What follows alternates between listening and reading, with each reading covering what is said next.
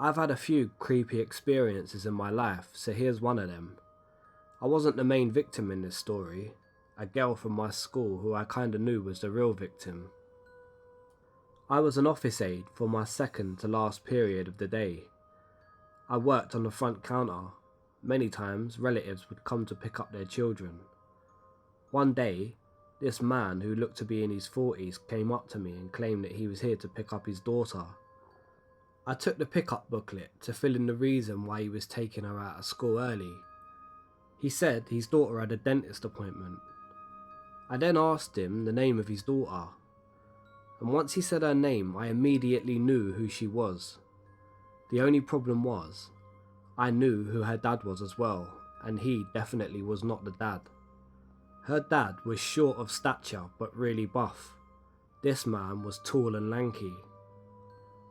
To clarify that I had heard him correctly, I asked if he said that he was her dad, to which he replied yes. I knew he was lying. I asked him to cite his number to me and verify if it matched his father's number. He said it correctly without hesitation. I thought maybe he was a different relative and perhaps thought only parents could pick up their children, so he lied. But something didn't feel right to me. Something was off about him. I could have called him out and say I knew he wasn't really her dad, but I was paranoid that he might have a weapon to threaten me with, so the only thing I thought of doing was to play pretend. I told him that I'd called a teacher to send her down, but I really called my cell phone number. As I was on the phone talking to the teacher, he whispered quickly to me that he really had the urge to smoke, so to tell his daughter to go out back to meet him. I did not feel comfortable with that, so I quickly stopped him and got off the phone. I told him that she was taking an important exam and couldn't leave, and that it was against the rules that a student must inform the teacher ahead of time if they needed to reschedule their test. That rule was actually true, but they didn't actually follow it. This is when he began to get irritated. He demanded that I tell his daughter to come down now, or he will march up to her classroom and make a scene to get her out. I knew he wouldn't actually do that, considering he didn't even know what class she was in, and she wouldn't go off with a complete stranger. I apologised to him and said that he is welcome to sit on the bench and wait for her to finish her test. He insisted that she had to come instantly because, here comes another big lie, her grandmother was in hospital. I told him I thought you said that she had the dentist appointment. He knew he was caught by the look on his face. He even got more irritated and said that he was going to talk to the principal and bring the police over for refusing to let his daughter leave. And as he was saying those things, he was backing away and left outside the main entrance. I quickly informed one of the staff I aided about the man, and she said that if he comes back, then she'd call the police. She didn't want to do anything unless he came back to harass us. He didn't return. At the end of the day, I found the supposed daughter of the man, Rachel, and told her about him. She instantly turned pale and told me that an older man would follow her around the mall or anywhere that she went and would call her cell phone, but she didn't even know how he got the cell phone number. I told her that he knew her dad's number too. Like a month went by and I asked her if the man still stalked her. She said that he no longer did because her dad had a serious talk with him. Apparently he was a usual customer at the mini-mart that her dad worked at. She was helping out her dad at the store when the man walked in. She immediately ran over to her dad and told him about the stalker. Being the great father he was, he got up close and personal to the man, shouting and threatening to mess his face up if his daughter ever laid eyes on him again, even if it was by an accident. He ran off and she hasn't laid eyes on him since.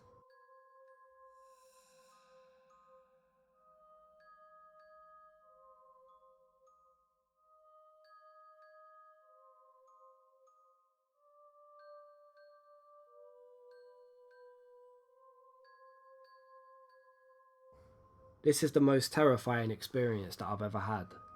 I've only ever told this to a few people because it does still give me the chills every time I repeat it. but it's definitely worth telling. So, a little info.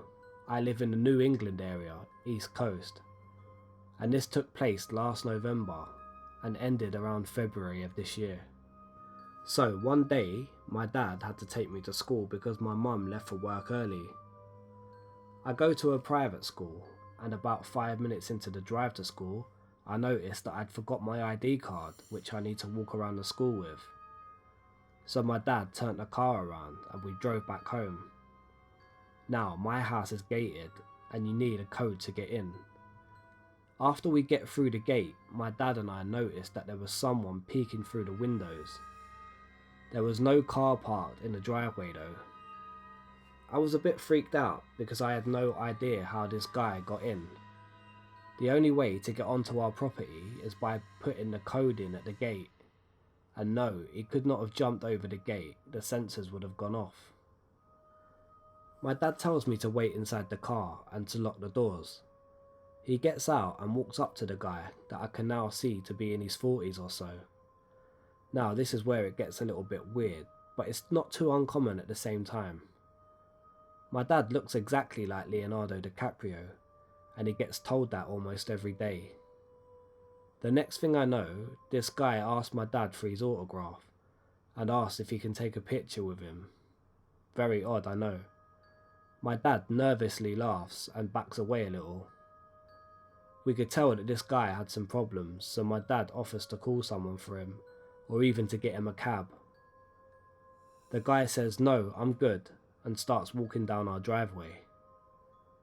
Okay, ready for this? When he gets to the gate, he puts the fucking code in.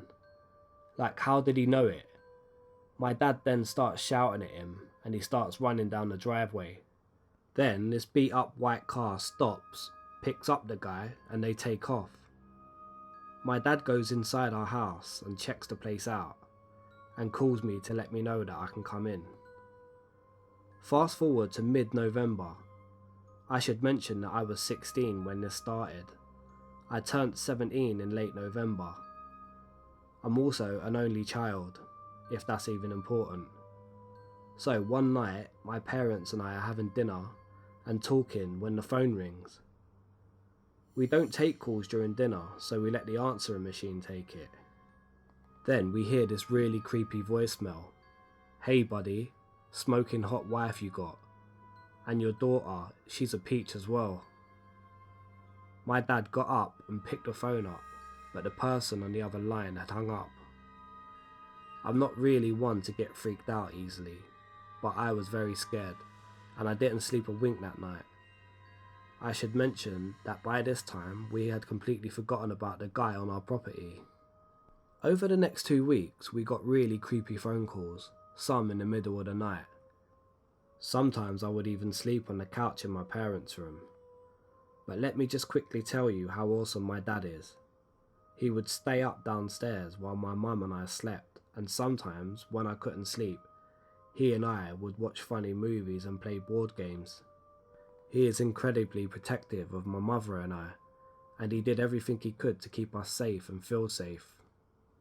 For my birthday, my family and I went to New York for a few days. When we got back, everything seemed fine until we started unpacking and noticed that some things were missing. Like a few of my family photos, 2 of my dad's Rolex watches, and some of my mum's jewellery. Not knowing what else to do, we called the police. My dad is a surgeon, and he would sometimes be on call, so he often would have to leave us late at night, at which point my mum and I would sleep in the same room. My teachers noticed a huge change in me. I was always sleeping in class, I lost a lot of weight, and I just looked like a complete and total wreck in general. My teachers expressed these concerns with my parents, to which my mum and dad decided to send me to therapy. The phone calls started coming almost every day now. One day at school, the office called me down to the front desk. I was informed that a relative was there to pick me up. My mind started to go into a million different places. I was scared that something happened to my parents.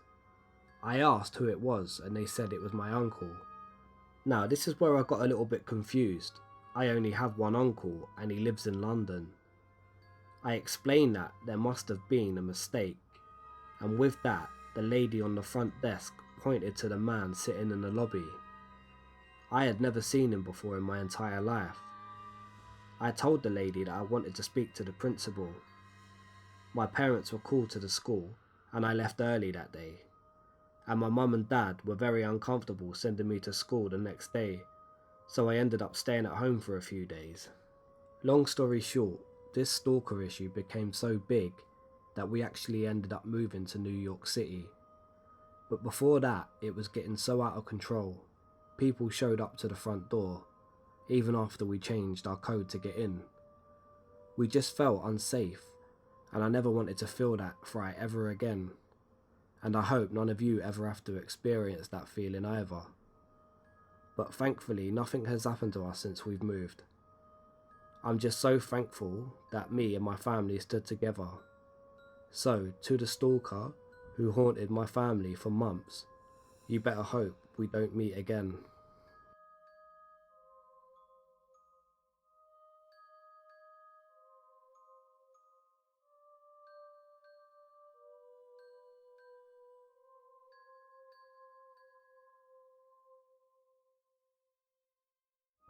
A little backstory.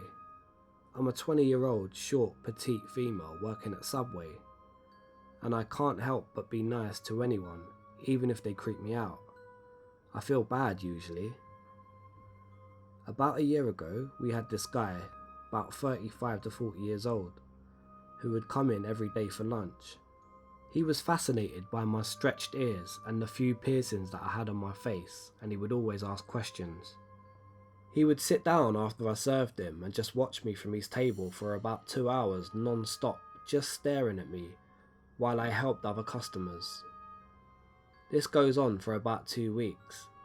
Every day he would ask me for my number, saying that he had plugs and tunnels he wants to give me and see me wearing them in my ears, and I always politely declined.